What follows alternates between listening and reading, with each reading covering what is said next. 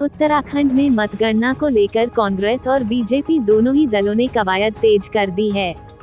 दोनों ही पार्टियों ने 10 मार्च के लिए अपनी रणनीति भी तैयार कर ली है। पार्टी के वरिष्ठ नेताओं ने राजधानी देहरादून में बैठक कर कार्यकर्ताओं को कई दिशा निर्देश भी दिए हैं।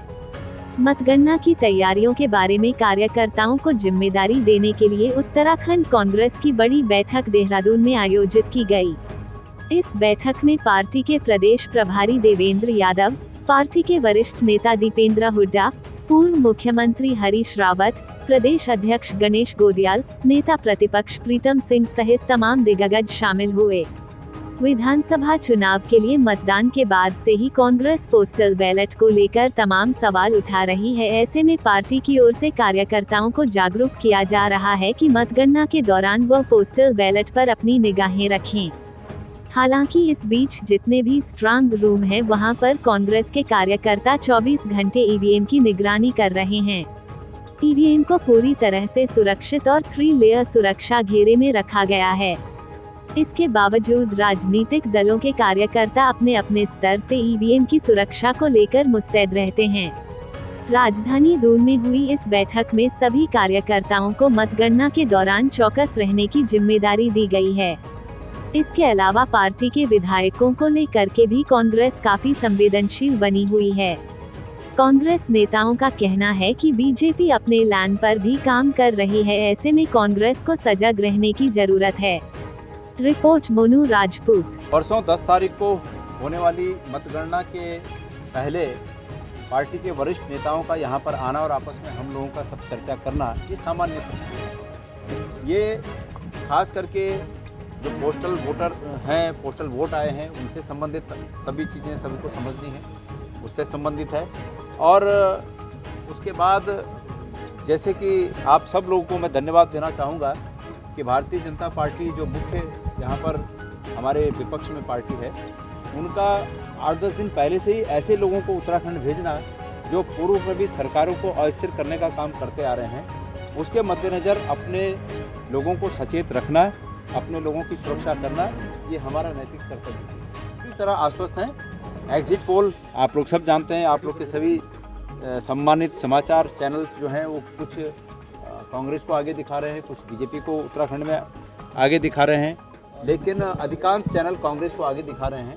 और इससे बढ़कर हमारा अपना आत्मविश्वास है, हमारे कार्यकर्ताओं का आत्मविश्वास है कि प्रदेश की जनता के आशीर्वाद से कांग्रेस सत्ता में आ रही है। मैं धन्यवाद देना चाहता हूं आप लोगों का कि ये अंदेशा आप लोगों ने पहले 5-6 दिन से हमारे संज्ञान में लाए कि Bharatiya Janata party plan A के बजाय प्लान बी पर काम कर रही है। और जो प्लान बी पर काम करने की बात है, उस प्लान बी पर काम करने के एवज में हमारा ये कर्तव्य बनता है कि हम अपने लोगों को सहयोग करें। हम लोगों ने एक लक्ष्य कार्यकर्ताओं के सामने रखा था, उस लक्ष्य पे सभी ने मेहनत की है, काम किया है, जनता का आशीर्वाद मिला है। वो आशीर्वाद ईवीएम में बंद है। अब 10 तारीख को जो भी निर्णय होगा, लेकिन हमें विश्वास है कि हम अच्छे कंफर्ट जोन में ठीक प्रकार से सरकार बनाएंगे। मतगणना को लेकर कांग्रेस पूरी तरह से संवेदनशील नजर आ रही है। पार्टी के वरिष्ठ नेताओं की बैठक में इस विषय पर काफी गंभीरता से चर्चा की गई। खास तौर पर वरिष्ठ नेताओं ने पार्टी के सभी प्रत्याशियों को सजग रहने की बात कही है।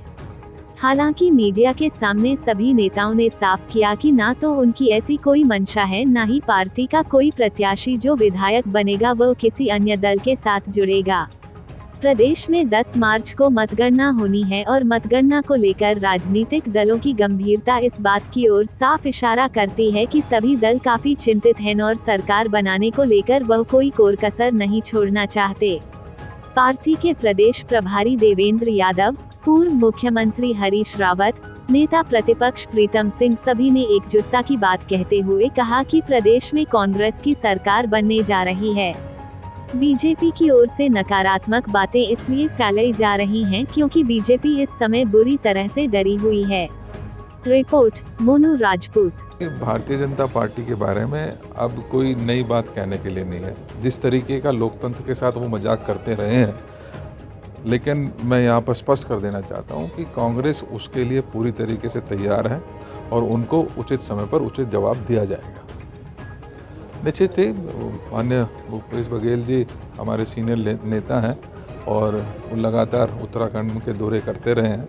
उनको भी इसी मैनेजमेंट के तहत हमने यहाँ पर इनवाइट किया है।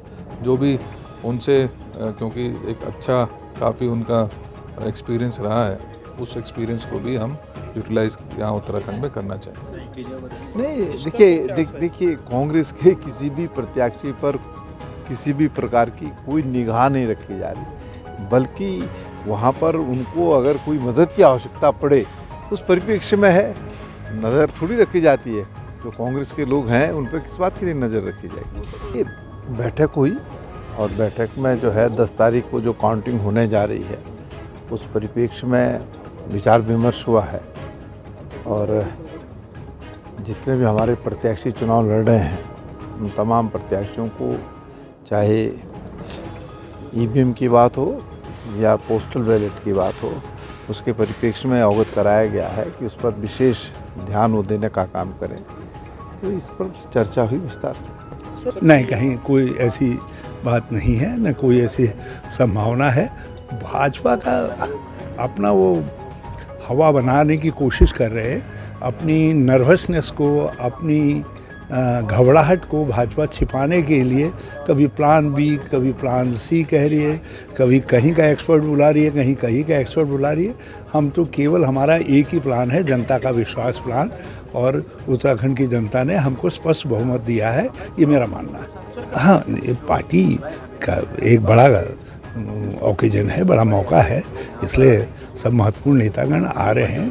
अलग अलग अपनी भूमिकाएं होती हैं, क्योंकि इसके बाद सीएलपी की मीटिंग होगी और बहुत सारी बातें होंगी, तो उन सब के लिए सबकी अपनी अपनी भूमिका रहेगी। 8 मार्च को अंतर्राष्ट्रीय महिला दिवस मनाया जाता है। महिलाओं के सम्मान में बहुत से कार्यक्रम भी किए जाते हैं, लेकिन महिलाओं को एक दिन सम्मान देना कोई मायने नहीं रखता। महिलाओं को हर दिन और हर रूप में सम्मान मिलना चाहिए। वहीं दूसरी ओर अगर चमोली जिले की बात करें तो जिले के 9 ब्लॉकों में हर छोटे स्तर पर महिलाओं के सम्मान में कार्यक्रम हो रहे हैं। वहीं दशोली ब्लॉक के कठूर गांव में भी महिला दिवस पर अनेक कार्यक्रम और पर्यावरण को बचाने को लेकर वहां की महिलाओं ने अपने विचार रखे। कार्यक्रम के मुख्य अतिथि के रूप में केदारनाथ वन प्रभाग की रेंजर आरती मैठानी का कहना है कि महिलाएं घर से बाहर निकली जरूर हैं, लेकिन आज भी उनका शोषण होता है। वहीं एक शिक्षक का कहना है, मुझे एक बच्चे से प्रेरणा मिली जो सामान्य नहीं था और उसको स्कूल से निकाल दिया गया था। उससे प्रेरित होकर मैंने ऐसे बच्चों को पढ़ाने का निर्णय लिया जो सामान्य बच्चों से अलग होते हैं। मानसिक विकास पूरी तरह से नहीं होने के कारण वह सामान्य जीवन नहीं जी पाते हैं। वहीं गांव की महिलाओं का कहना है कि उनको आज के दिन जो सम्मान मिल रहा है वह हमेशा मिलता रहना चाहिए। रिपोर्ट पुष्कर सिंह नेगी। बहुत धन्यवाद देना चाहूँगी कठोर गांव की महिलाओं को कि उन्होंने अंतर्राष्ट्रीय महिला दिवस के अवसर पर मुझे यहाँ पे बुलाया। और हम लोग जो अंतर्राष्ट्रीय महिला दिवस है इसकी, और आज ये हमारा फायर सीजन भी चल रहा है, तो मैं अपनी बहनों से ये मतलब ये अपेक्षा करती हूँ कि वो वनों को बचाने में हमें सहयोग करें। और हमारी ग्रामीण महिलाओं की वनों पर निर्भरता हम सभी जानते हैं, कितना उनका जुड़ाव होता है महिलाओं से, तो जंगलों से कितना जुड़ाव होता है। तो मुझे पूरा विश्वास है कि वो अपने वन संसाधन है उनको बचाने के साथ साथ अब खुद को आत्मनिर्भर बनाने की दिशा में भी प्रयास करेंगी। और हमारा केदारनाथ वन्य जीव प्रभाग इस दिशा में भी कार्य कर रहा है। कि आज हमारे गांव ग्राम कठोर है, हमने महिला दिवस मनाए, हमें बहुत अच्छा लगा, क्योंकि हम चाहते हैं कि हमारे गांव में सभी आएँ और महिला दिवस मनाएं। हमें भी इसमें जाने का समय मिला। आज हम इधर उधर जाते हैं घास लकड़ी के लिए, आज हमें टाइम मिला कि हम अपने गांव में बैठे जागरूक हो रखे हम आज, और हमने अंतर्राष्ट्रीय महिला दिवस ढंग से मनाए। हम ये चाहते हैं कि आज महिला दिवस इसलिए मनाया जाता है, हमारे गांव की महिलाएं सभी पीछे रहती है, और हम ये सोचते हैं कि हमारी सभी महिलाएं आगे आएं, आगे अपना कार्यक्रम करें और आगे बढ़ें, एकत्रित रहें और एक समान एक साथ अपना कार्यक्रम करें। और इसलिए हमारी महिलाएं आगे बढ़ें, आगे अपना प्रोग्राम करें, आगे जगह जगह से आए हुए हमारी माताएं बहनें दीदी बुली सभी से हम यही चाहते हैं कि आगे आएं और शर्म को दूर करें और ये मत सोचें, शर्म हटा दो, तभी तो ये कार्यक्रम रखा गया है और इसलिए सभी महिलाएं आगे बढ़ें और अपना कार्यक्रम करें। धन्यवाद। क्या करना चाहेंगे हम, अच्छा लग रहा है हमको। हमारे गांव में सभ्य समाज, महिलाएं, शिक्षा, इसी महिला दिवस से हमारी महिलाओं को शिक्षा मिलेगी और हम आगे से बुजुर्ग लोग हैं, पीछे से हमारी होने वाली बहुत जो है हमारी बहू, वो अच्छी शिक्षा सीखे, हर गांव में अपना प्रोग्राम करें। मसूरी में अंतर्राष्ट्रीय महिला दिवस के अवसर पर मसूरी महिला कांग्रेस कार्यकर्ताओं द्वारा महिला कांग्रेस अध्यक्ष जसवीर कौर के नेतृत्व में मसूरी के उप जिला चिकित्सालय में बर्फबारी के दौरान विपरीत परिस्थितियों में प्रसव से पीड़ित महिला का इलाज कर जच्चा बच्चा को सकुशल बचाए जाने पर अस्पताल में तैनात डा. शबाना, वरिष्ठ nursing officer Elvina Francis, head nurse Ashu John और सफाई नायिका सरिता देसाई को फूलमाला और शॉल भेंटकर सम्मानित किया। इस मौके पर महिला कांग्रेस द्वारा डा. केसी चौहान, उप जिला चिकित्सालय की कार्यवाहक CMS डॉक्टर मीता श्रीवास्तव और डॉक्टर बीना सिंह को भी सम्मानित किया गया। कार्यवाहक CMS डॉक्टर मीता श्रीवास्तव ने कहा कि डॉक्टरों और मेडिकल स्टाफ की जिम्मेदारी और कर्तव्य के प्रति ईमानदार होकर मरीजों की सेवा करनी चाहिए। उन्होंने कहा कि हाल में मसूरी में हुई बर्फबारी में मसूरी के सामाजिक लोग एक प्रसव से पीड़ित महिला और बहुमुश्किल से अस्पताल पहुंचाया गया था, जहां गाइनोलॉजिस्ट न होने के कारण अस्पताल में तैनात एक महिला डॉक्टर के साथ महिला स्टाफ द्वारा विपरीत परिस्थितियों और आउट ऑफ द वे जाकर महिला का प्रसव कराया गया और बड़ी मुश्किल से महिला और बच्चे को बचाया गया, जिसको लेकर सभी लोगों ने डॉक्टर के साथ मेडिकल स्टाफ के कार्य को सराहा।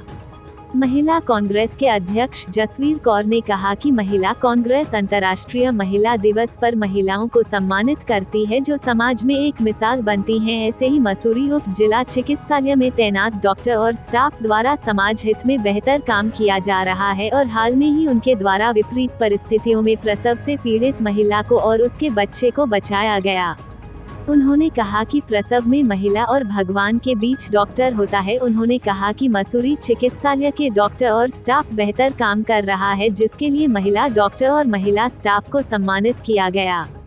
रिपोर्ट सुनील सोनकर। पाई थी तो बहुत भीड़ थी, मैंने इधर उधर तो नहीं देखा कौन था कौन नहीं था। मैं सीधे लेबर रूम में गई और जब उसको पेशेंट को चेक करा तो बच्चा उल्टा था।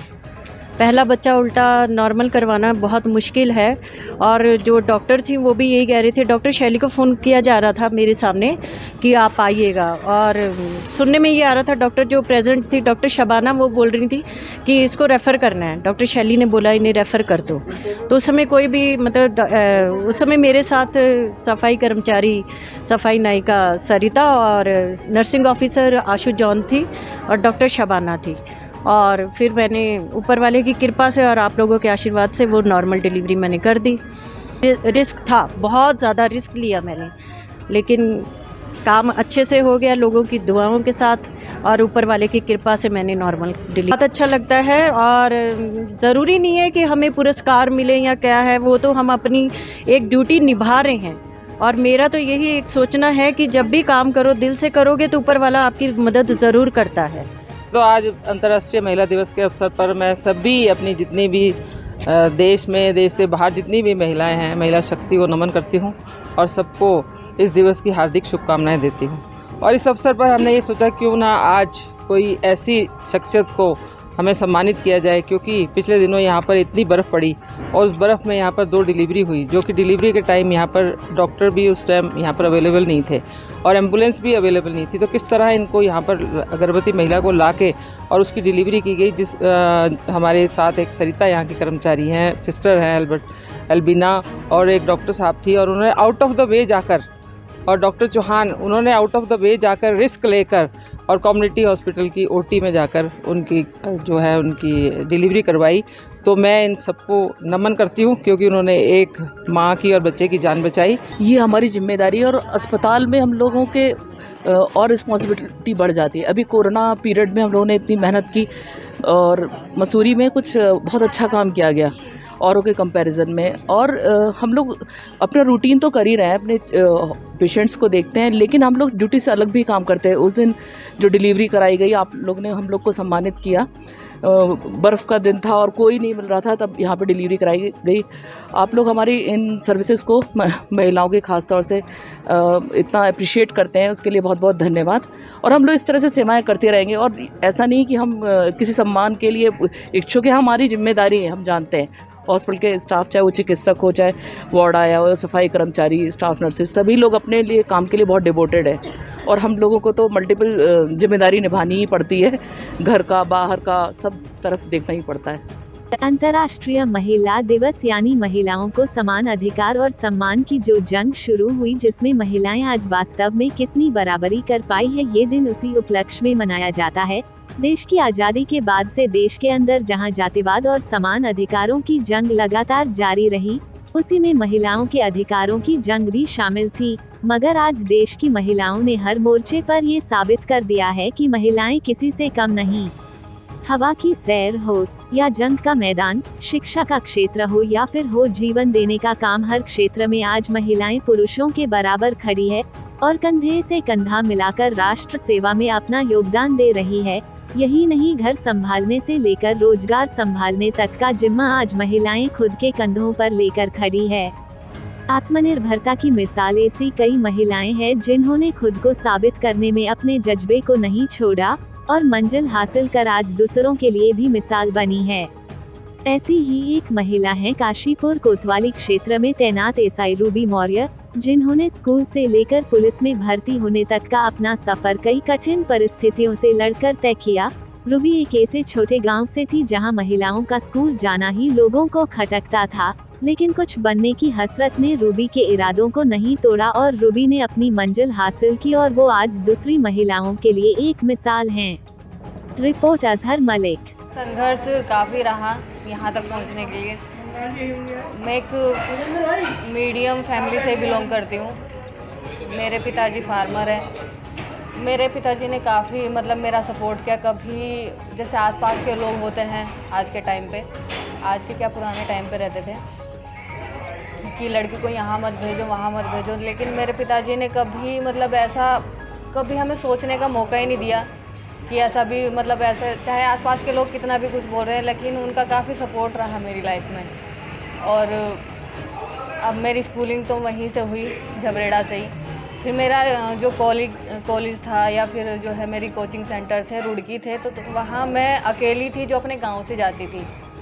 हाँ, तो मैं अकेली जाती थी, वहाँ पे इतने बच्चे होते थे, मैं अकेली अपने गांव से जाती थी। कभी कभी तो मेरे जो वो थे टीचर कभी कभी बोलते तुम्हें अनकम्फर्ट तो नहीं लगता, लेकिन मैंने उन्हें बोला, मैंने कहा ना अनकम्फर्ट तो नहीं, क्योंकि मुझे जो है जहाँ तक पहुँचना है उसके लिए मुझे ये सारी चीज़ें मैनेज करनी पड़ेगी।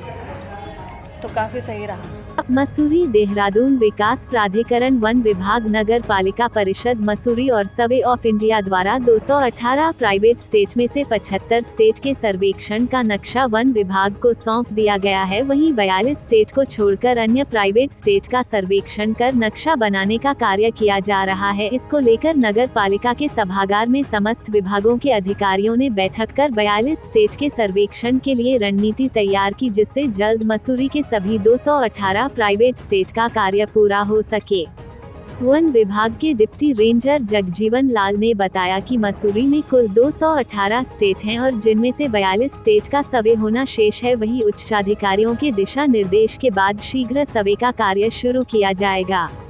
बता दें कि हाल में मसूरी एसडीएम नरेश दुर्गापाल ने मसूरी में काफी समय से लंबित प्राइवेट स्टेट के नोटिफाइड व डी नोटिफाइड को लेकर मसूरी वन विभाग, नगर पालिका परिषद मसूरी, मसूरी देहरादून विकास प्राधिकरण और सर्वे ऑफ इंडिया के अधिकारियों के साथ संयुक्त रूप से बैठक की, जिससे काफी समय से लंबित नोटिफाइड और डिनोटिफाइड स्टेट के सर्वेक्षण को लेकर आ रही दिक्कतों का समाधान किया जा सके।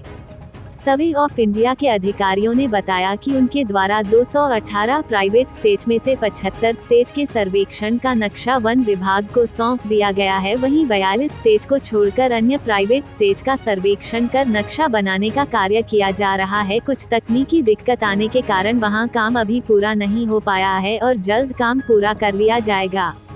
रिपोर्ट सुनील सोनकर। अभी जो है यहाँ पर सभी विभाग हैं जो जिनको निर्देशित किया गया है, जिसमें सर्वे ऑफ इंडिया और MDDA, नगर पालिका और वन विभाग सम्मिलित हैं। और यहाँ पर अभी मिलान किया जा रहा है नोटिफाइड और डी नोटिफाइड एरियाओं का, और पूरा कार्य चल रहा है। तो अभी लगभग 50 स्टेटों में हम नोटिफाइड क्लियर कर पाए हैं और लगातार काम चल रहा है।